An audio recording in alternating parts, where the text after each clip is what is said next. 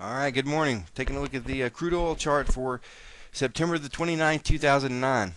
And we're looking at the daily chart here. And we talked about it yesterday. We had the doji and possible reversal pattern there. Actually, yesterday we did have some a short sell-off, so people were actually taking profit there. And we came back up and hit the 5 EMA on the daily. And since then, we're kind of pretty much dead for all intents and purposes. Let's go ahead and look at our 4-hour chart. And 4-hour chart here, the 21 EMA is held.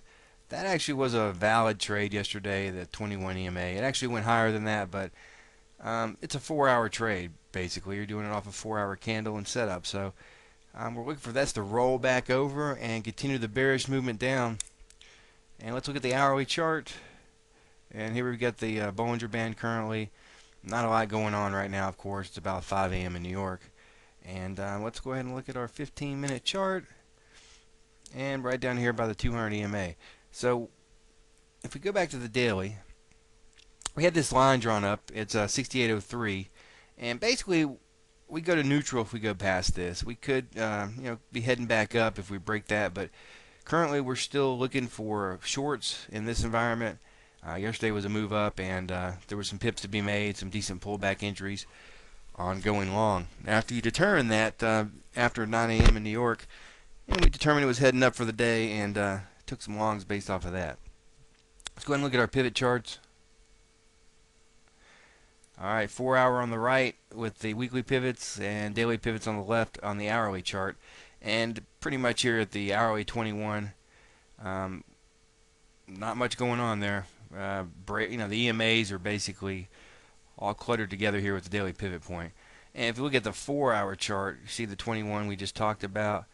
And weekly pivot didn't quite get hit yesterday. Would have been a good place to short around there, right around that 68 level.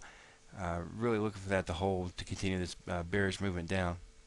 So for today, we're still looking short on this, and right now we're making some lower highs on the hourly, but we'll have to see what happens when we get some volatility in the market. And let's go back over to the daily chart and take a look at some other levels where we could stop. 6606. We've had some previous support there, and to the bottom side 6505, which we hit on the day of the doji last Friday. Other than that, let's go out to the weekly chart.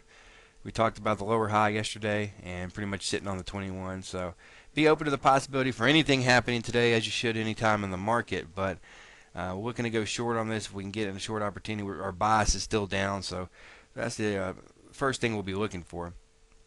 And that's going to do it for crude oil on September 28th, 2009. Thanks for coming by.